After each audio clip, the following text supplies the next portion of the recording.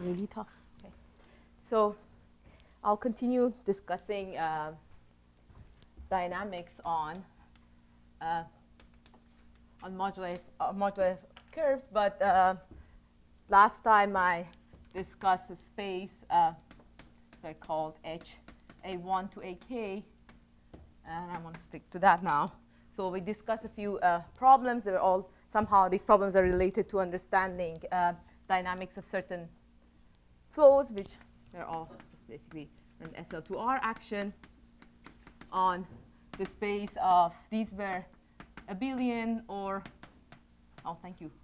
quadratic differentials with zeros or singularities of order A1 to AK. And I mean, it doesn't matter. You can. All it matters is that basically you're fixing the singularity type. And so what I mentioned at the end of the previous lecture was that basically there is a nice structure on this space, which is a piecewise linear structure. And therefore, you get a volume form, implies a volume form which is invariant again under the action of SL2R there on this space. And this space has a nice, I mean, in a way, it's as if you know the space, you know what it should be if you have an abelian differential. In a sense, it's just enough to know the holonomies around certain curves. And the curves, I mean, you can start like triangulating your surface. Imagine these are the singular points. And then the space, basically a point, this is x, which is x and omega. And the coordinates are basically the coordinate system that you are dealing with. It's like you are integrating your form omega on a set of basically homologically independent curves. But things are a little bit tricky here, and that's basically because you are dealing with a flat structure. And it has, I mean, the curvature is less than or equal to 0, but it's not strictly negative. Basically what happens is that you can't, I mean, when you deal with geodesics, there are many issues. In many ways, they are similar to geodesics on negatively curved manifolds. The homotopy class of every curve, you can find a geodesic. And between 2 points and any homotopy class, you can find a geodesic. But the problem is that sometimes for the geodesic, it's much better to go through the singularities. So maybe you are, at some point, you think you have a sequence of these surfaces, and this geodesic will suddenly decide that it's cheaper to go through another singularity and then move away. So basically, you can't quite fix these guys. I mean, the piecewise linear structure basically comes from the behavior of geodesics and how they go through singularities, which is very complicated. And in some ways, even understanding so the behavior of geodesics is not simple. It's hard to understand. And in some ways, the SL2R action even helps you say things about the behavior of geodesics. I mean, geodesics not going through singularities, because it's true that if you start with an abelian differential and you just deform it a little bit, the behavior of geodesics could completely change. Like this cannot, maybe is not. I mean, when you take the limit, things can change, and the geodesic can become, not a geodesic. Basically, it would be cheaper for the geodesic to go through another saddle connection. But the behavior, even though it's very hard, it's invariant under the SL2R action, which is the good news. So whatever happens when you act by SL2 is almost the only nice deformation that you have, which preserves the structure of the geodesics. Like these kind of geodesics going through only two singularities are called saddle connections.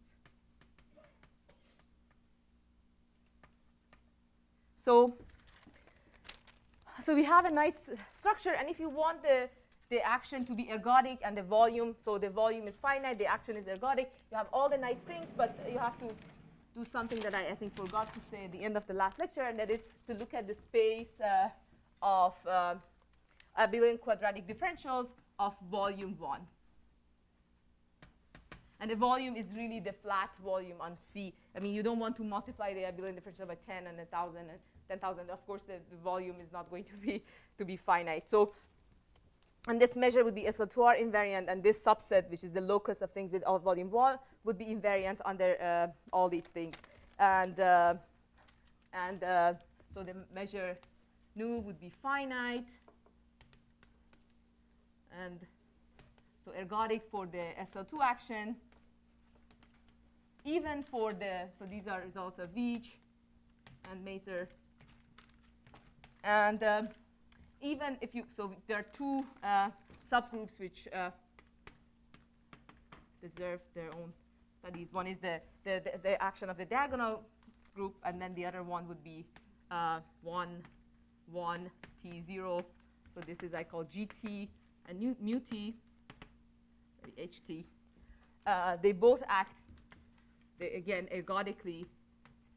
There is no invariant subset. If every invariant subset under this action or this action would have either measure 0 or full measure, and moreover GT acts is mixing. So if you know things about the dynamics of, say, geodesic flow on a hyperbolic surface of finite volume or a compact hyperbolic surface, you see that they have all the properties that they have. So it's a GT is mixing, again, the result of Maser.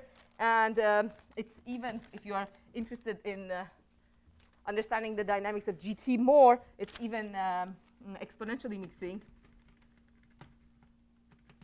which is a much, I mean, somehow more difficult result, certainly. That's a result of Avila, Gozel, and Yokos for abelian differentials, Avila, and some of his students, if I remember, for quadratic differentials, and somehow a more general case. I mean, also a different approach which can actually deal with more general case is done by Avila and Gozel, I mean, more recently. And so it's kind of things, so mixing, this is the general audience talk, it means that if you start with two subsets, say, imagine A and B, which are measurable, it means that if you go G minus T of A intersection B, and imagine things are this as a probability measure, then mu tends to mu A times mu B. Things really, it's really mixing. It mixes things up. And exponential mixing is something about how fast this thing happens. So, so the whole thing, so most of the things that we know about or a lot of things that we know about the dynamics of the geodesic flow, say, let's just, for now, talk about the geodesic flow, which is, I mean, I'll tell you why I call it geodesic flow. The diagonal action is very similar to what happens on a hyperbolic surface of finite, I mean, volume or like compact hyperbolic surface. And so remember that we had a lot of things which were, I mean, the problems that we had, they were somehow invariant under the action of SL2. Our problems were invariant under the action of SL2. If you could do it for GT of a surface, then you could do it for the surface itself. So basically what you want to see is that what happens if you start with a surface plus this structure and apply the geodesic flow? Where would it go? What happens to the, so that means that we want to understand, so the orbits of, so what can we say about the orbits of GTQ, then Q is an abelian differential or quadratic differential of a fixed type. Is it dense? Does it go to infinity? So these spaces are so not compact. That's something that we discuss today more. And but it's a piecewise linear structure. So you can take a compact set. You said geodesics that go to infinity, which means that they will leave every compact set. And we see if there's any hope of saying anything about the orbit of a geodesic, because that's somehow, in some sense, is a very natural. So so there are nice things about GT. So one of the nice things is that it's a natural flow. It's kind of, you start with an abelian differential. For now, there's nothing about complex curves. So it's you start with Q, which is basically X and Q. So you have a complex structure and a holomorphic abelian or quadratic differential on it. And then you look at GTQ. And GTQ will give you another surface.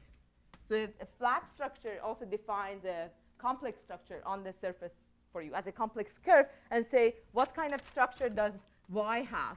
So you see, you can also project H1, A1 to AK to some MG, where G is so that 2G minus 2 is sum of AIs, but it's anyways, it's a surface, so it's the moduli space of complex curve of that genus. So, and the nice thing about, one of the nice things about GT is that their GT is actually is very natural. What I mean is that the orbits of GTQ, when you project them to the moduli space or the universal cover, which is the Teichner space, if you do the same thing,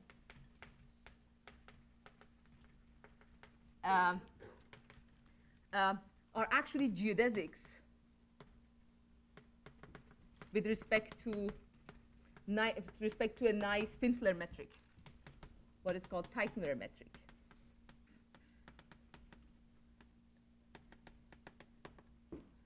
So these are really geodesics. So if you think about the case of the billiard that you start with a square or a rectangle, and you do glue it and you get torus, but then the moduli space will give you that. Then you get to the case of M11. The universal cover is the upper half plane, and the metric will be the hyperbolic metric. So the Teichner metric in this special case is actually the hyperbolic metric.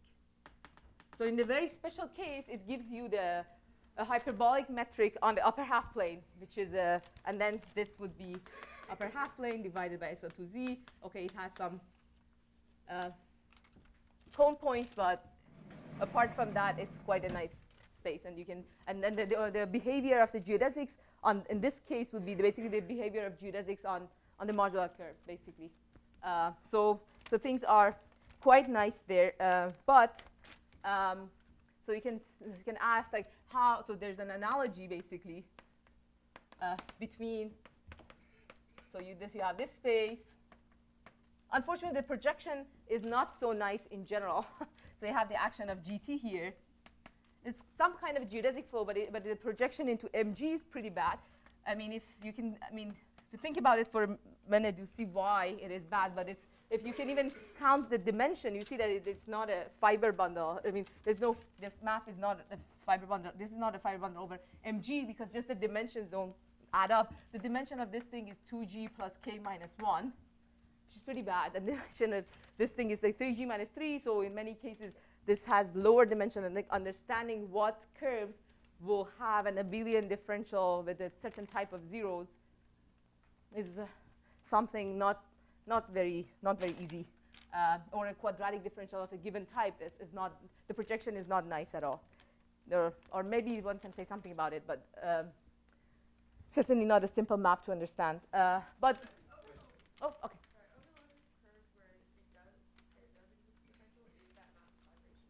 Sometimes it is, sometimes not. I mean, sometimes you are lucky. For example, you can take abelian differentials, all of them, like this, all the zeros are the simplest type, over MG. That's a fibration, right? Over, you have a 2G dimension of abelian differentials over every point, but not necessarily. No, the dimension can also vary, I think. Okay. Can you explain again this dimension formula? Why is it 2G plus K minus 1? Okay, so I'll just give you the intuition. So okay, so if you have K minus 1, locally K minus 1 points, and if you have an abelian differential, basically the form is like these local coordinates. The form is determined basically by holonomies around the basis for the homology, which will give you 2G, plus basically it's the dimension of the relative homology, plus K minus 1. And that's a local picture. So once, if around every point, if you assume that these are really geodesics, then basically the one form is determined by holonomies around 2G plus K minus 1.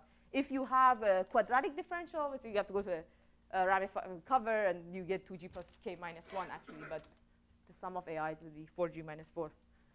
Yeah, so it's the dimension count says basically that the projection is not nice, but you have a geodesic flow there acting nicely, and analogies between this and the action of maybe geodesic flows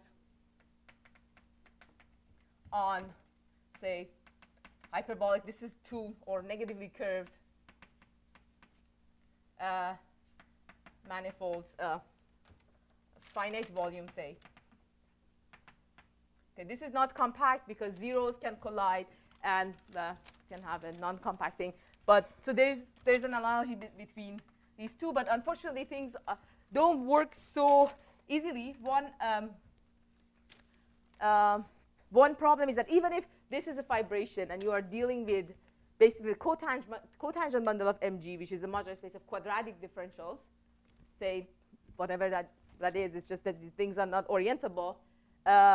If you have a bundle over this, the problem is that this GT is okay, you can just look at mg and the metric for which GT is actually a geodesic flow, the Teichner metric.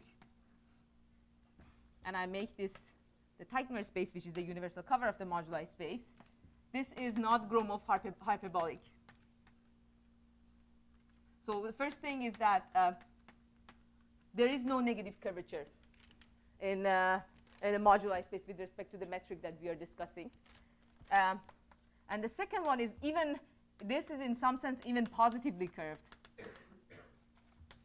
at infinity, close to infinity, and this is sort of Minsky. That basically says that close to infinity is kind of a product, it's like a soup norm, the metric close to infinity, where things, I mean, you can think about just mg norm, the modular space of curves, where certain curves get short. This is a metric which behaves like the soup of a soup metric over product of some upper half planes. So it even has almost positive curvature in some sense. But however, the good thing is that we'll see, I'll discuss this a little bit. It's so it's not, so because it's just I mean, what he shows is that the metric is basically quite close to a metric, which is the soup of the product of H's, yeah. I mean, yeah, but that's a rough statement. So it's not positively curved in any sense. It's not Gromov hyperbolic, and you can't quite take care of anything. And by this, what I mean is that you can have 2 points. You know what happens in the and two infinite geodesics, such that they somehow you have pictures. Okay, being Gromov hyperbolic means that you have, if you have a triangle, you have triangles. Triangles are thin, and it's not Gromov hyperbolic means that there are thick triangles. And it's infinity. But it's not, you can't use things about negative curvature at all when you're dealing with this. But in some sense, on the other hand, our results of Forney, which says that this is non-uniformly hyperbolic. So by which I mean that the problems are only in the non-compact part of the space. And basically, like if you have a geodesic, if you have two geodesics, if you look at a triangle, you want to say, oh, is the triangle thin? Which means that every edge is close to the union of the other two edges that we have. It's almost true if, I mean, it's true if the geodesics spend most of their time in the thick part. So basically, whenever you go to the thin part of the space, you lose the negative curvature. But in the compact part, things are okay. But maybe we will discuss this a little bit. So maybe I'll see. Say so. Unfortunately, this is not true. But still, you can say a lot of things about behavior of geodesics, and maybe as an example, so that example of known results. One would be a result by. Let me remember the. So these are from the 80s, basically. Kirchhoff.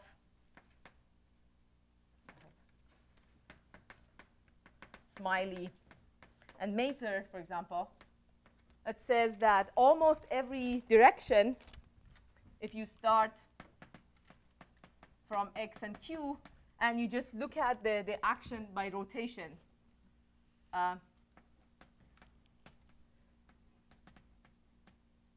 if you act by theta, so I say theta times q, I write here the flow is ergodic.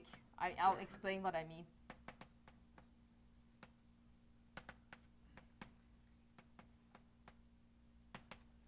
So if you start from a point for almost every direction, so there's a natural S1 action on H1, 2, and for almost every direction, basically the geodesics don't go to infinity straight up. They come back to the compact set. If you fix the compact set, they come back to this compact set infinitely many times. And this has a nice application that is because this is for every x, that means that if you start with a rational polygon, it's one of the questions that we had in the beginning. Yeah, for almost every theta, every fixed x. Yeah. So almost every is, so this is an S1 action, and the Lebesgue measure on S1. And actually, they show that the Hausdorff dimension of the bad guys is less than or equal to 1/2. Yeah.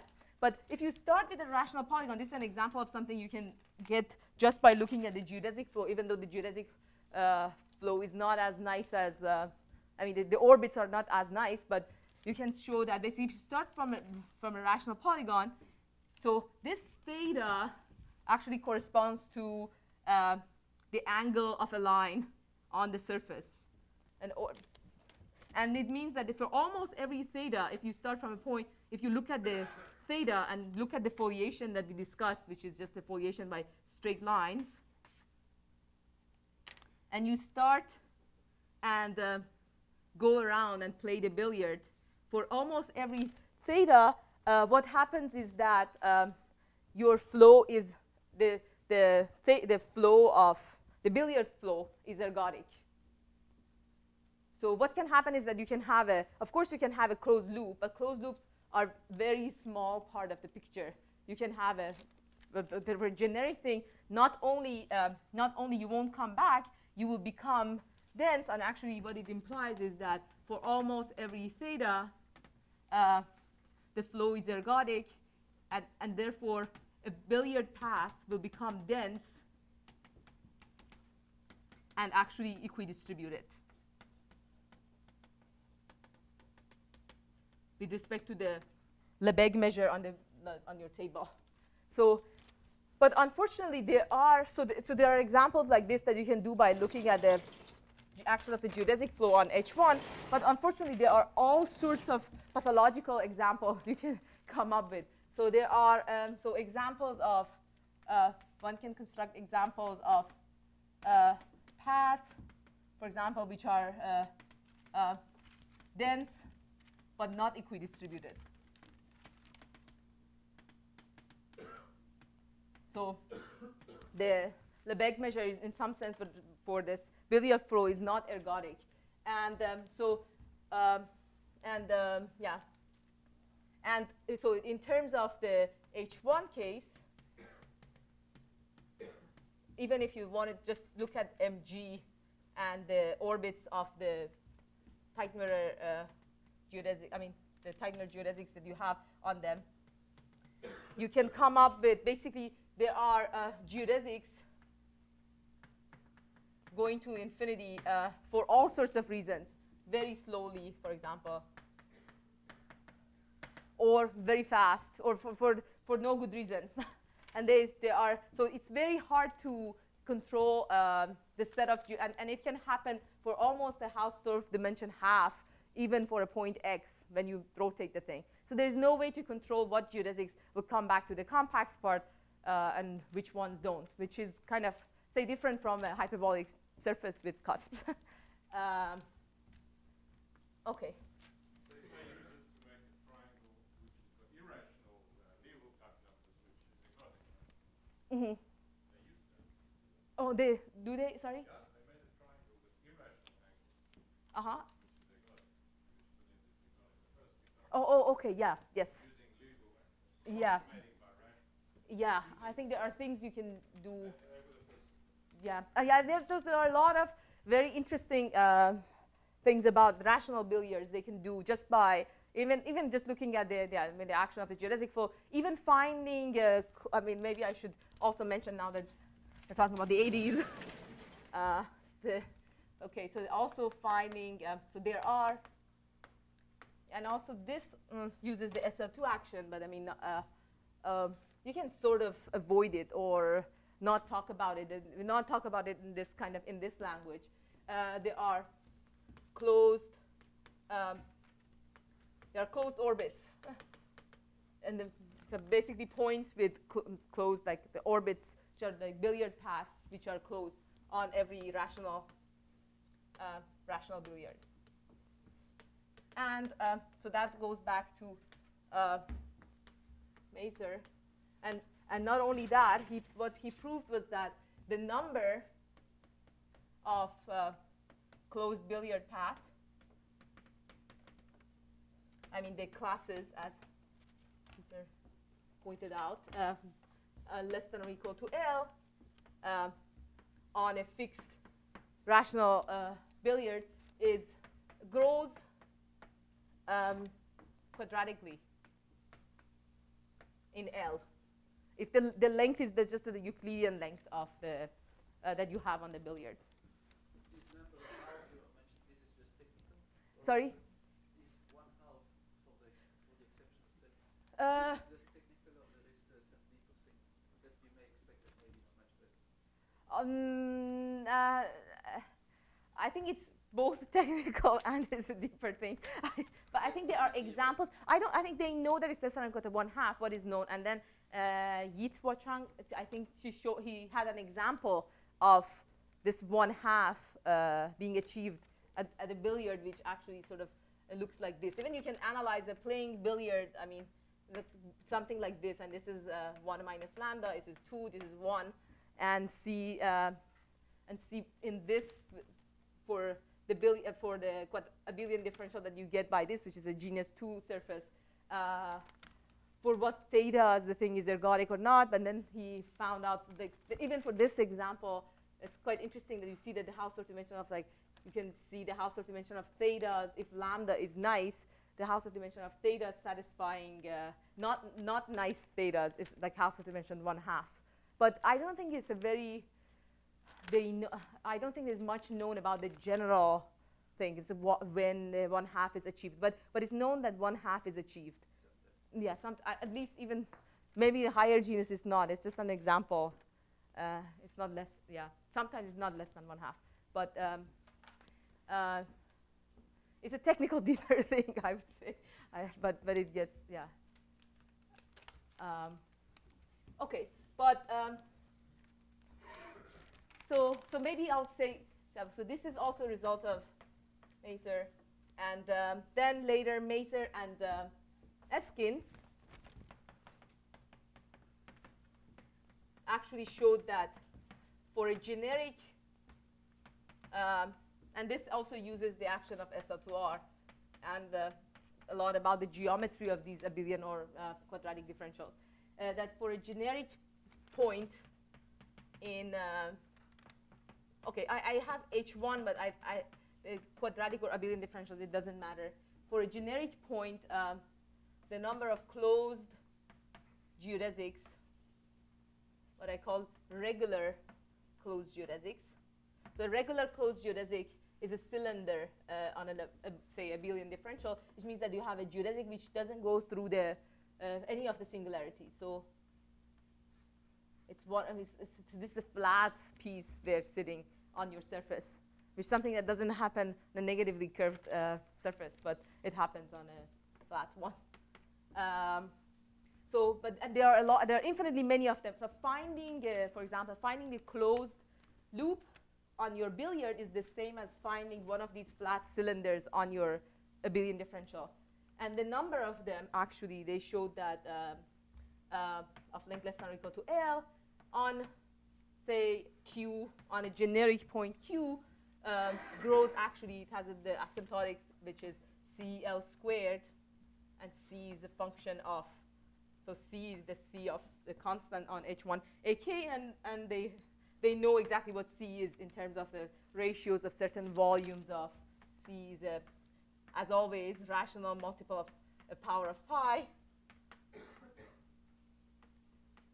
And this, you can write it as in terms of ratio of volumes of some other moduli spaces. But, and this doesn't say, the problem is that this doesn't say anything about the rational billiard, because the rational billiard is not generic in H1A1 to AK. So they show that for almost every point you have this, but the rational billiard, the union of all rational billiards in the thing has measure 0. So maybe it's not true for those. So here's this example of each for the pentagon. Mm-hmm. Not the exact constant. Is that constant the same as their constant? Okay, so what happens is the example of which, okay, so for all SL2 are invariant, maybe okay, so maybe I'll take, okay, maybe I won't get to talk about that, so maybe I'll prefer to say something about it for a few minutes now. So what happens is that if you start with a pentagon or any regular n-gon, the SL2 orbit is a surface.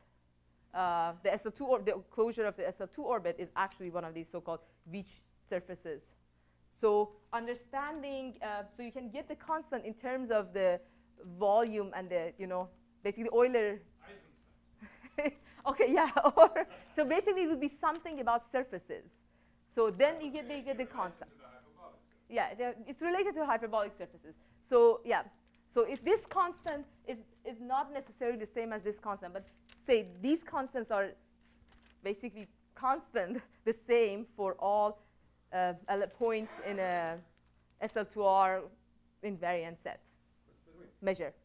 I mean, this is a related question. So here you're saying this is true for a generic thing, but you don't know. Is there any example known where the constant's actually different? I think that's my question. No, I think the constants are not the same necessarily, but they are not the same, but they are constant along SL. But maybe you might ask, are there countably many constants, or like how would the constants vary? I mean, it's possible that for what they had actually, that for a generic point in Q they can replace this by a measure mu, which is invariant, as opposed to the Lebesgue measure of this invariant under SL2. Yeah, it's constant on the orbits. So if you parameter Q as you may, variant measures, then you know. Yeah, but I mean, I don't know if for different SL2 invariants it's necessarily the same. I don't think it can jump, but. But wait a second. Actually, this is not quite the right question. Is it clear that for every surface there is some constant? I mean, No. This is actually still open. No, you need to know more about the SL2 action to get that. There's something that we don't know, actually. But okay, so we will.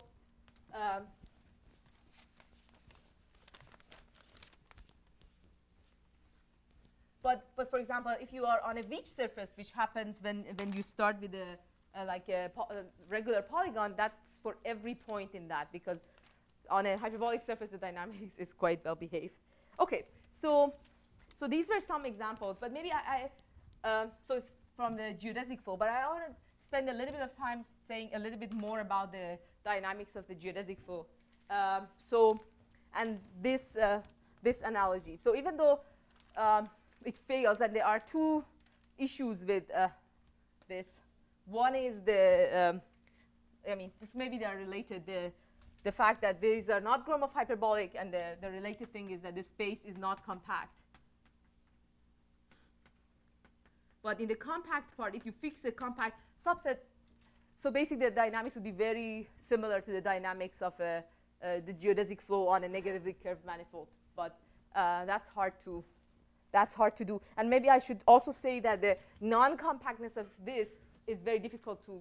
It's something quite complicated. For example, if you're dealing only with mg, so the non-compact part is the locus where you have short geodesics. But it's kind of you can handle it because it's quite a short geodesics. You have the Margulis constant somehow on a hyperbolic surface. Short geodesics are disjoint, so very short geodesics. And you can say, okay, the locus where these are short, the locus where the other ones are short, so you can handle it. But what happens in this flat case is that you can have, if you try to compactify it, you can have subsurfaces disappearing. So that's pretty bad. Like you can have a surface, you start with a surface of GDS 2, and then at some point there is no, I mean, this can't happen in a hyperbolic or negatively curved thing that, you know, always you have the subsurfaces can't disappear when you are going to infinity. But in this case, you can have, you know, some small triangles here, and the area of this piece can go to 0. So if you try to take the limit, you can just lose part of your surface, or even most of it. So you try to compactify, you end up with almost nothing. So that causes serious issues. But on the other hand, closed geodesics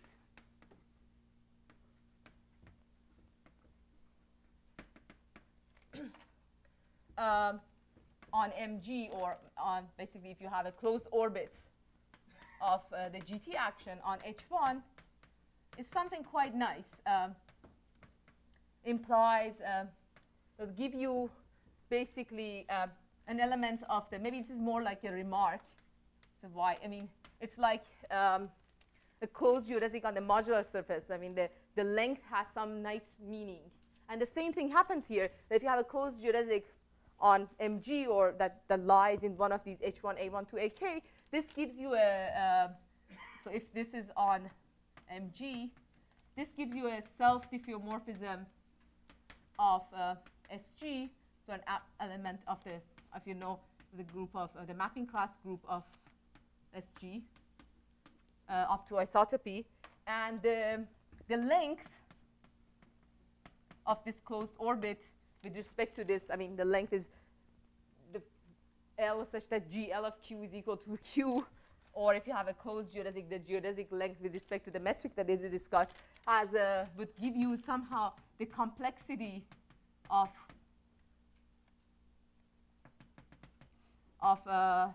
this, so this I call phi of phi. And what do I mean by the complexity of phi? It's that if you have a map phi from SG to itself, it's a self-diffeomorphism of SG to itself, and it choose any metric. So this goes back to Thurston, and I don't know, maybe some other names here. That's basically the entropy, topological entropy of phi. Or if you want to look at, I mean, you don't want to talk about entropy, you can say this can start with the Riemannian metric, say D on SG, and start with this curve, closed curve alpha, and then look at phi alpha, and then phi k alpha. This length, L of phi, basically tells you about the growth of length of phi k alpha as k goes to infinity.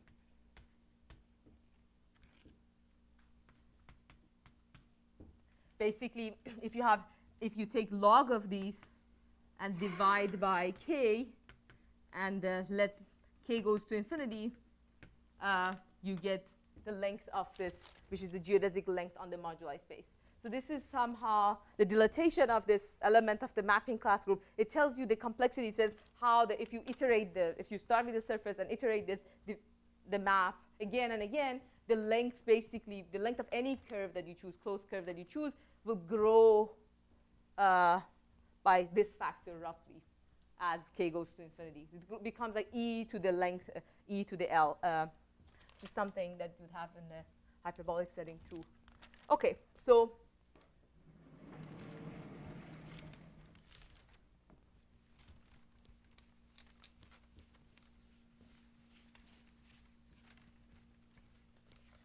what happens in if you go back to the case of hyperbolic surfaces, or say negatively curved manifolds, you can look at the set of closed loops that you have. Now, the closed loops with respect to this, the flow GT that we have. And you want to see if it's similar, if the behavior is similar to the behavior on a hyperbolic manifold of negative curvature. And then this here I guess these are really of the old results and very interesting ones about counting them. You want to say how the asymptotics of the number of closed geodesics of length less than or equal to L on a hyperbolic surface, then maybe a negatively curved manifold. Maybe these are compact or not. And it goes on. And of course, and Margulis did this with negatively curved manifolds. I think the compactness assumption was there, that the number of closed geodesics of length less than or equal to R grow like e to the HR over R, and basically H, or the main term is e to the HR, and H is basically the entropy of the geodesic flow on this manifold. And there are a lot of very interesting work that I won't have time to discuss about generalizing this to, okay, non-compact, not even finite volume, and other things, and how you have these kind of growth behavior. But negative curvature, I suppose, is kind of necessary. And the important thing, kind of maybe from at least Margot's, maybe I'll say Eskin McMullen, which is they did something a little bit different, but I mean somehow using something similar, using mixing of the geodesic flow. And it's very important that the negative curvature is important in the sense that you need to have a kind of a notion of a stable, unstable manifold, and you need to know that things get, when you go to infinity on the stable manifold, things get close pretty fast, something we don't have in our setting. But, so okay, maybe I want to mention a few results about the modular space of abelian differentials and the action of the geodesic flow. And something very similar happens here, even though we don't have the same tools, but we have mixing of the geodesic flow. Negative curvature is not there quite in the non-compact part, and the non-compact part is quite complicated. And something else that also happens in this setting is that if you start, you can also have a surface. You can start with a point X, and instead of looking at closed geodesics, look at the. If you can also look at closed geodesics going through a point X.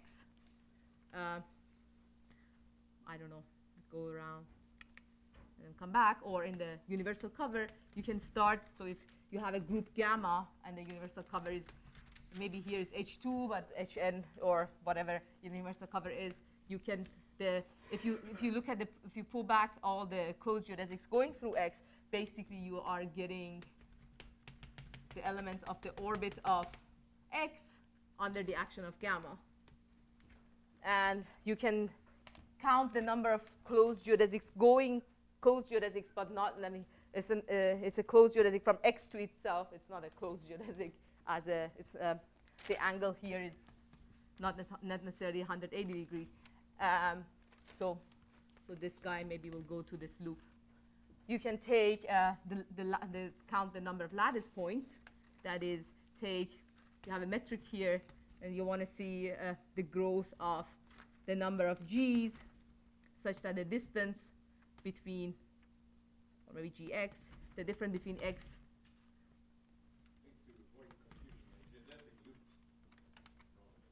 Yeah, that's a better Y. Maybe this is a Y, and even maybe you can take from X to Y. You can take geodesic paths between X and Y. It can be the straight one, but it can also go around and come back. Y and Gx is less than or equal to R, and what happens is that these will also, the number of these will also grow exponentially, and you get the constant depending on X, constant depending on Y, and an exponential term depending on R, e to the HR, where R. But what happens here is that you can basically do the same things, at least for the whole moduli space, before you get into abelian quadratic differentials of a given type. You can do the same thing, and the same results hold. And even something quite interesting happens, that here, if you start with a manifold which is, and h again is the entropy of the geodesic flow. If you start with a manifold which is negatively curved, but not the curvature is not constant, the constant depends on x and y. And if the curvature is constant, then you can imagine that all the points are roughly the same, and cx, cy, you can get an expression for them, and it's constant. It doesn't depend on the point. And okay, so maybe I'll say a couple of theorems that it sort of justifies the analogy, even though the steps for the proof could be a little bit different. That the same thing happens. So at least for the lattice counting problem, let's work with Treya, Abufeto, and that. So given x, so this would be in the universal cover of the moduli space. So the number of y's such that, okay, distance between x and gy is less than or equal to r, it actually grows the same way. And moreover, this constant is really constant. So I can write omega squared.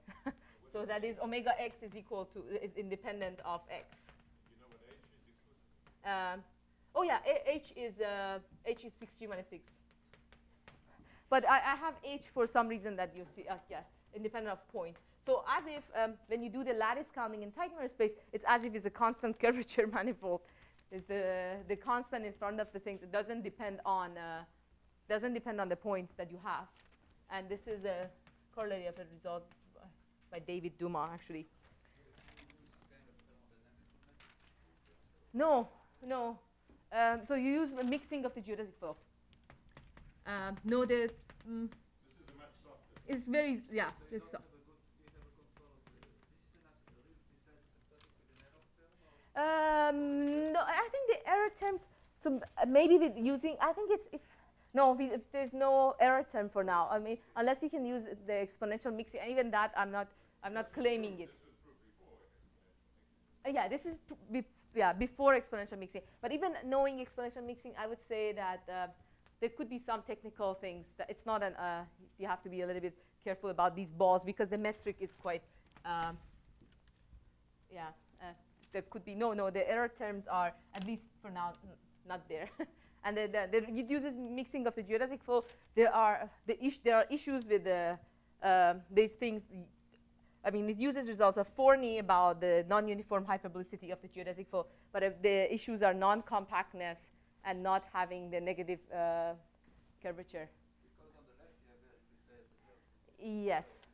Yeah, this is more like following the ideas of Margulis and using mixing. And still, I mean, there are nice things in the analogy, and that is the stable / unstable manifolds are quite reasonable, are nice. That is for the action of the Teichner geodesic flow. But the problem is that they are not really stable and unstable. There are nice submanifolds which play the role of stable and unstable manifold, and almost everywhere they are stable and unstable manifold, meaning that if you start at 2 points, if you go along the geodesic flow, the points get close exponentially fast, but sometimes they don't. So it's not so.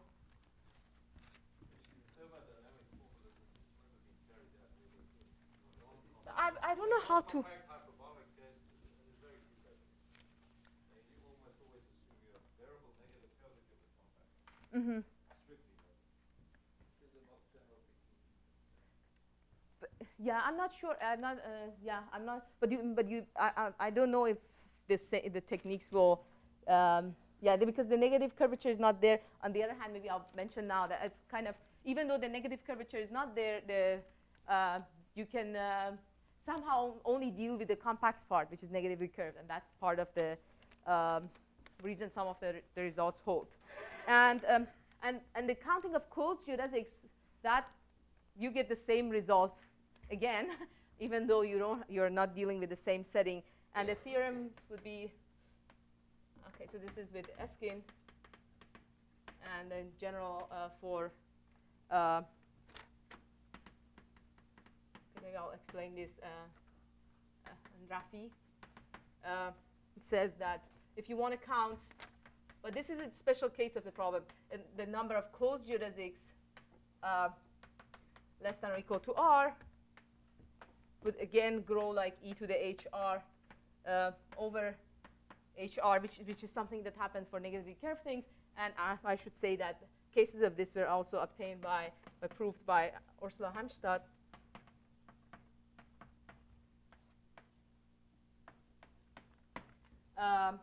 But somehow this is not the actual result, which is interesting. So the problem here is again the non-compactness of the space.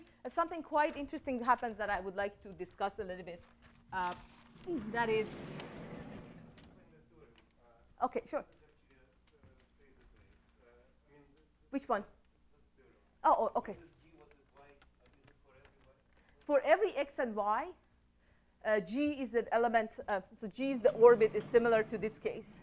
So you have y, and you look at gx's. G is an element in the mapping class group. Or if you want to do it in the moduli space of curves, you have. So this is the moduli space of curves. You have x and y, and you look at all the geodesics from x to y. So actually, what happens is that in every homotopy class, there's a unique geodesic.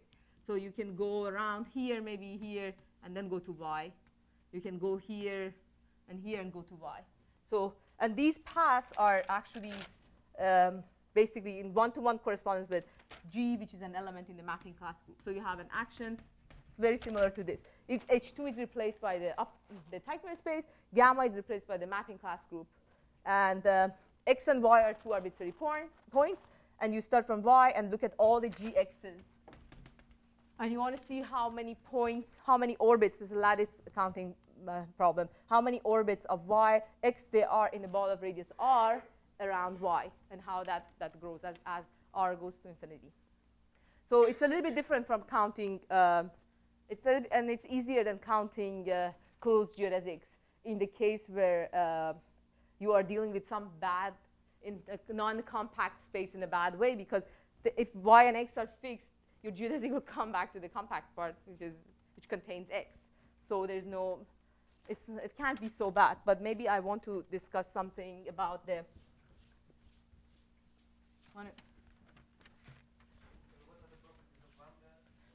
Lambda is constant, and I don't know how to calculate it. I mean, we know we have a geometric.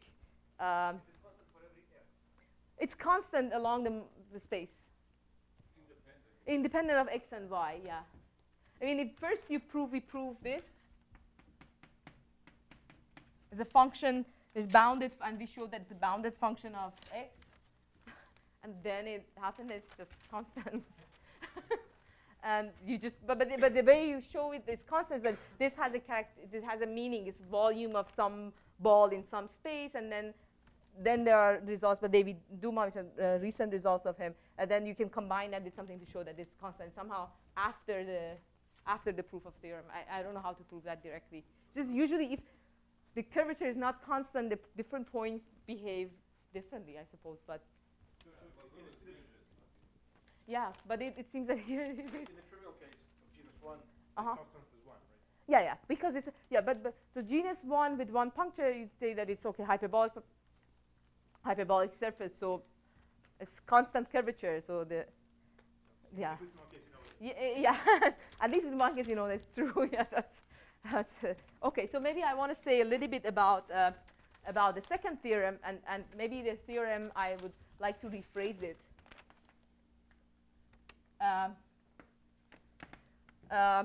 Basically, I want to say that an H here now is not 6G minus 6. It could be in H1, A1, AK, and H is 1 plus the dimension of this space divided by 2. And this extra 1 is this normalizing this thing. This basically is 2G plus K minus 1. So it's the entropy of the geodesic flow there. And what happens is that geodesics are forced to go back to the thick part. The there are some recurrence properties of geodesics for the geodesic flow. And the statement you can somehow, it's a stronger statement, would be that basically given epsilon, or basically given delta, there exists epsilon, and C epsilon, which is a compact part of compact subset in H1, A1 to AK, satisfying that the number of closed geodesics, and theta is a number. The number of closed, okay, I mean, it could be closed, or you can do it for the lattice counting problem too, of length less than or equal to r, spending theta % of their life, okay, of the length outside of C epsilon is less than or equal to e to the h plus delta minus 1 r. So the ones spending even like 1% of their time in the thin part, very thin part, depending on, so yeah, depending on, so this is, it's not completely h minus 1, but it's basically h minus 1 would be the number, the growth of the number of the guys spending a certain percentage of their time, sorry, outside of, yeah, yeah. So it's the ones spending all of their time would be e to the h minus 1, but the ones spending even like 1% of their time spending in the thin part will be much, much smaller, I mean, with exponentially smaller. And I want to say something about this. I think the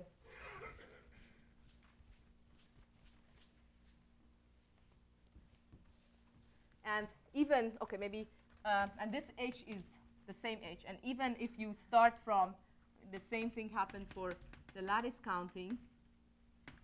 If you start from x and y, so that's the same thing, and you look at the number of guys, gy's, distance of x, gy is less than or equal to r.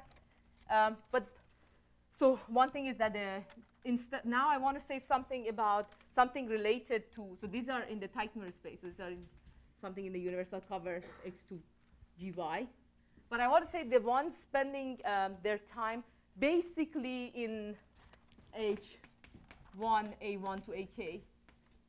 So that there exists x prime in, so the ones which you can find x prime and gy prime, that the geodesic, I write it x prime, gy prime belongs to H1 and spends theta % of its length in some C epsilon, outside of C epsilon. Again, is less than, okay, so I write some things that depend on x and y, and then again you get e to the h plus delta minus theta r. So even if you want to get things which are spending most of their time in the thin part of an, like a billion differentials of a certain type, you get that there are exponentially less of them, and this h is now not 6g minus 6, but half the dimension of this space, which could be even like 2g as opposed to 6g. And I guess I don't have so much time, but let's see. Let me tell you a few words about these.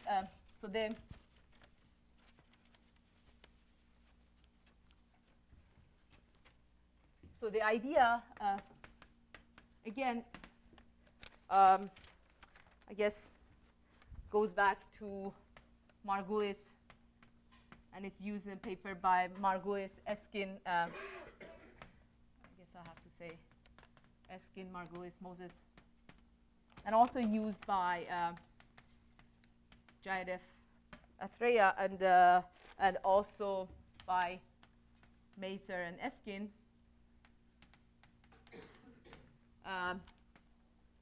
is a very nice way of proving such results. If you want to say that, and it's an idea that in every setting maybe you have to spend a lot of time proving using this idea, but it helps a lot. And that is somehow in some cases, even if the non-compact part is quite complicated, there is some force pushing you back to the compact part. So what do I mean by that? So if you can find, so here's this type of statement that if you have, you will be able to get these kind of statements for the number of like geodesic spending time in the thin part of your space. But it's very general, but you have to come up with the right function and prove the statements in order to use it. So imagine that there exists a function, I call it G of my space. Maybe it's I call my space mg, but could be anything. And it goes to infinity possibly.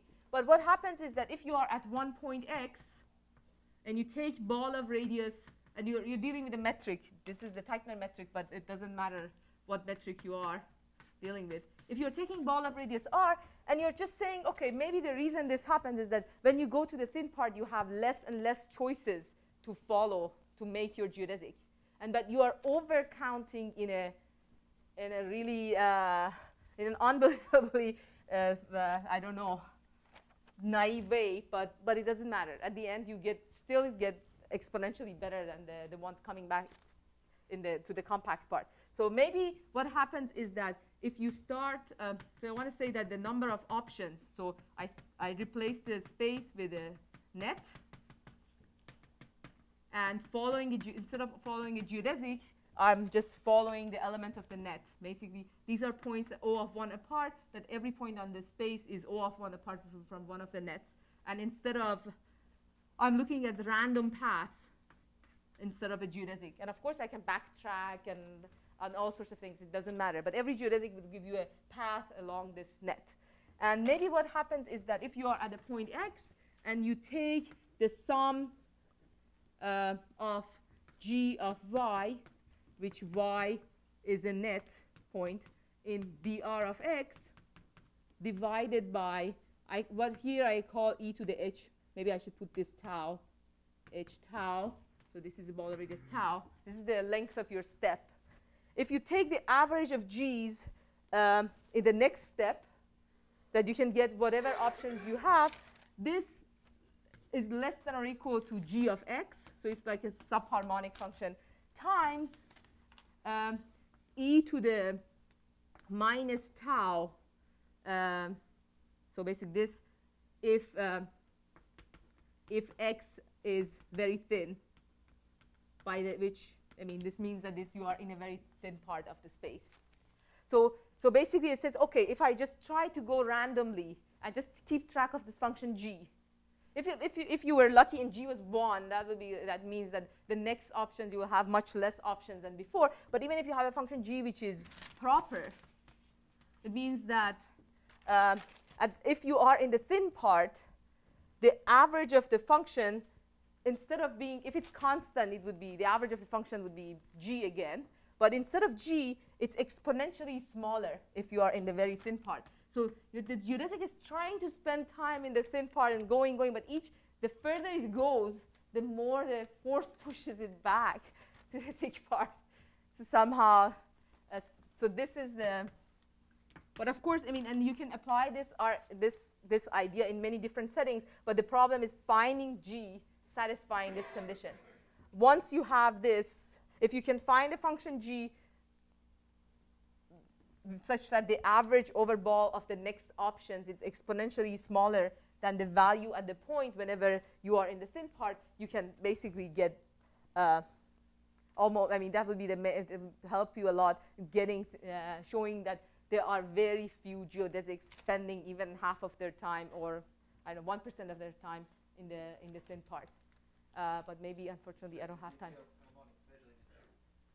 Yeah. Yeah. Yeah. Yeah, you have less, but I mean, you just have to, either this, you can find this G or not, and then you have to come up with the right function and prove it. By studying the boundary. Yeah, it basically is something that blows up. Or you can do it even, right, you can do it, I guess, even inside if you want to say that things don't spend so much time close to a subspace. You can find a function that blows up there, and the closer you get, the more the thing will push you back away from it. So that would imply that if you can find the right function and prove this inequality for it, it implies that the random path won't spend, I mean, the number of the random paths spending like 1% of their time close to this space will be exponentially smaller than the number of random paths. In your case, yeah, Yeah. it's in the quotient case. Yeah. Yeah, it's in the quotient. How does it make it? Oh, this G is basically 1 plus the product of 1 over the length of the length of the short curves on X. But you have to prove it. In the hyperbolic case, I can understand it's similar. Yeah, it's similar, but you have to prove it. The proof is not similar. Yeah, it's almost the distance is 1 over the length of a short curve, which is something that blows up when you go to. But then the same function works even if you work with these H1, A1 to AK. But you really have to, in order to prove the inequality for H1, A1 to AK, you really have to understand the geometry of flat surfaces. It's not a very general. So where does this half of H? Where was Key things was H plus. H plus del. So, oh, yeah, so that's just the number of closed geodesics of length less than or equal to R grows like e to the HR. So that's just the entropy of the space. Yeah. So what comes to the boundary, there's something that's happened here with the half that's coming up. no, the half is just the dimension of the stable manifold at a point. That's just the. But then proving it, you have to use that this H is basically the dimension of the relative homology with respect to the fixed points, and you have to just do a counting. Basically, you have to prove a counting result, which is of this form. Is that maybe I wrote it even here? You basically have to prove, such a result. The ones going from close to X to close to Y through an abelian differential, which is which has singularities of type A1 to AK. It actually grows, the number grows like Gx, Gy, and this is the same G actually, e to the H plus delta minus theta R. Because maybe I should mention that so Teichner has a theorem that says that if you give me X and Y, so it's Teichner's theorem that makes Teichner metric somehow interesting. There is a unique geodesic between them, which is the best, basically and the quadratic differential here, which is the best way, the cheapest in terms of quasi-conformal factor way to go from X to Y. So these X and Y are not conformal, but there are quasi-conformal maps between them, and the best way to go from X to Y is to start from a flat structure at X. So these are exactly the ones we discussed, the flat except for singularities, and then they are copies of C, and in each C use the GT part.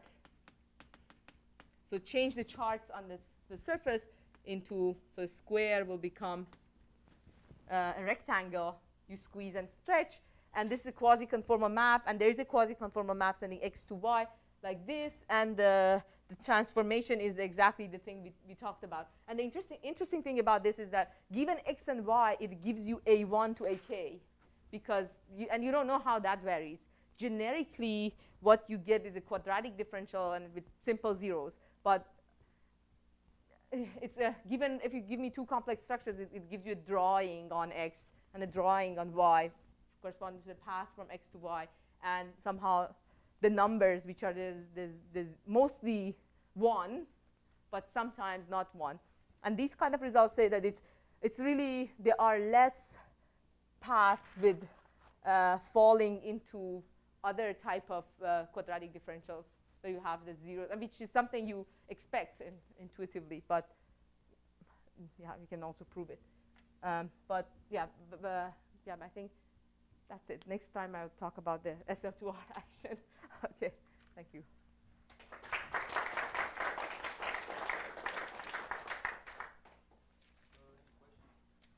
One comment on that. Oh, okay.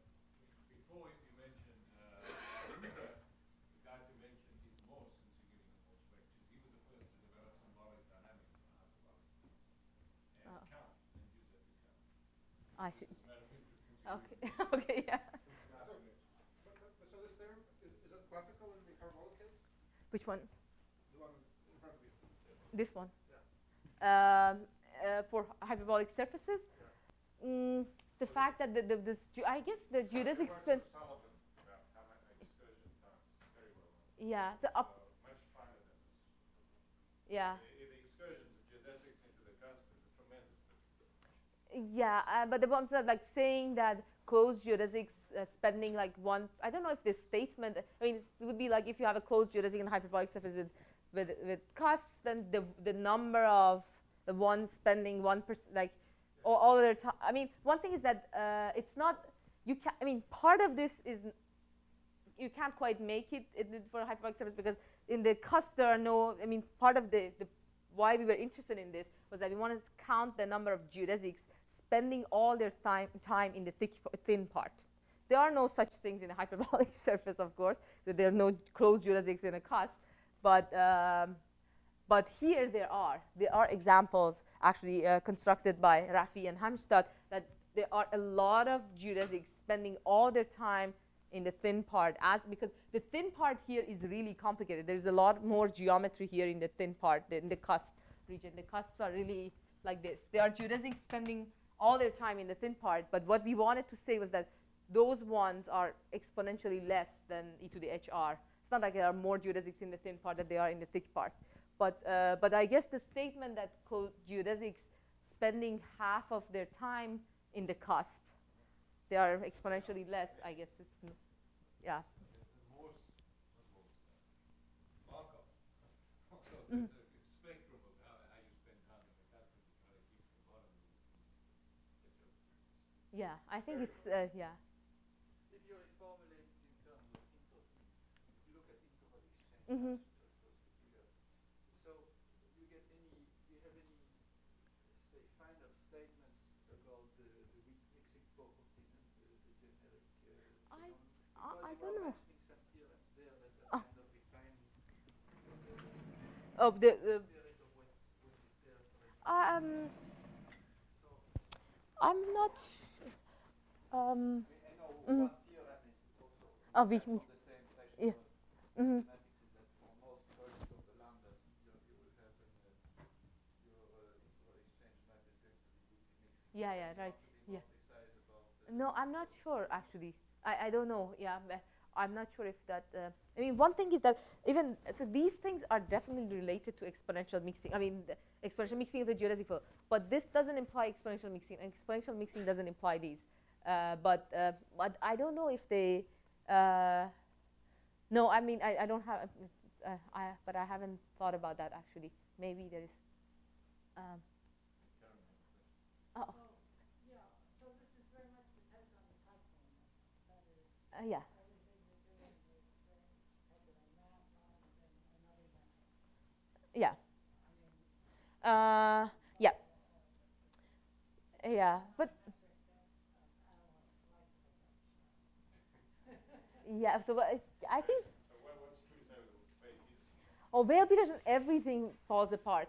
So the problem is that a volume of ball of radius r is infinite for the Weil-Petersen metric. What? Volume of ball of radius r, if r is a little bit big, is infinite in Weil-Petersen metric. Because yeah, it's kind of yeah, it's non-complete and not. I mean, and then the volume is infinite if ball of radius r. So it doesn't make. And then there are infinite. I mean, you can go and spiral around the things a lot, and so the problem with the Weil-Petersen is finding the right question. These things will make sense. But the methods are sort of Yeah, I mean, if so, yeah, there are distance functions which are not quite metrics that these things might work for, but yeah, I don't know if there's for some other metrics. I mean, it's kind of the idea is very general, but making it work really depends on the metric. Really depends on the flat geometry of abelian and quadratic differentials. And but for other metrics, if you have a favorite metric that you suggest, I think some of the ideas might work, but definitely the proofs would be very different. Yeah, but the Weil-Petersen is the most natural one, which unfortunately doesn't make sense to talk about any of these questions there. But the idea of this recurrence thing, I think, appears in many other people's work, and it's very useful to have such things. And maybe I'll discuss some of the things next time.